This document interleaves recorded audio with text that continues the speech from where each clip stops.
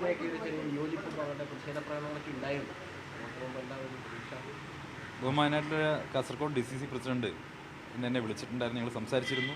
അദ്ദേഹം പരിപൂർണമായിട്ടുള്ള സഹകരണവും പിന്തുണയും വാഗ്ദാനം ചെയ്തിട്ടുണ്ട്. അത്തരത്തിലൊരു പ്രശ്നവും തൃക്കരിപ്പൂരിലില്ല. ബഹുമാനായിട്ടുള്ള സാദിഖ് അലി തങ്ങൾ സൂചിപ്പിച്ചതുപോലെ UDFൻ്റെ ഒരു പൊതു സ്ഥാനാർത്ഥിയായിട്ട് തന്നെയാണ് ഞാൻ പോകുന്നത്. അദ്ദേഹം അത് തൃക്കരിപ്പൂരിൽ നിന്ന് കേട്ടപ്പോൾ സന്തോഷത്തോടു കൂടിയിട്ടാണ് അദ്ദേഹം അത് പറഞ്ഞത്. തീർച്ചയായിട്ടും മുസ്ലിം ലീഗിനും വലിയ സ്വാധീനമുള്ള ഒരു നിയോജക മണ്ഡലമാണ്. 100% വിജയിക്കാൻ കഴിയുന്ന സാഹചര്യമാണ്. അവിടെ ചില പ്രത്യേക രാഷ്ട്രീയ സാഹചര്യങ്ങൾ കൊണ്ട് കഴിഞ്ഞ കാലങ്ങളിൽ ജയിക്കാൻ കഴിഞ്ഞിട്ടില്ല എന്നേ ഉള്ളൂ. ലോക്സഭാ തെരഞ്ഞെടുപ്പിലൊക്കെ 11,000-ലധികം വോട്ടിൻ്റെ ലീഡ് ബഹുമാനായിട്ട് രാജ്മോഹൻ ഉണ്ണിത്താൻ MP കൊടുക്കുന്ന നിയോജകമണ്ഡലമാണ്.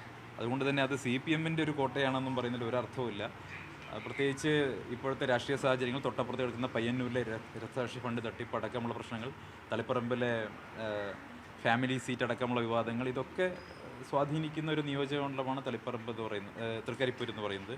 തൃക്കരിപ്പൂർ കാസർഗോഡ് ജില്ലയിലെ ഒരു മണ്ഡലം എന്നുള്ള എനിക്ക് വളരെ പിന്നോക്കമായിട്ട് നിൽക്കുന്ന, വികസന കാര്യത്തിലൊക്കെ ഒരുപാട് പിന്നോക്കമായി നിൽക്കുന്ന ഒരു നിയോജക മണ്ഡലമാണ്.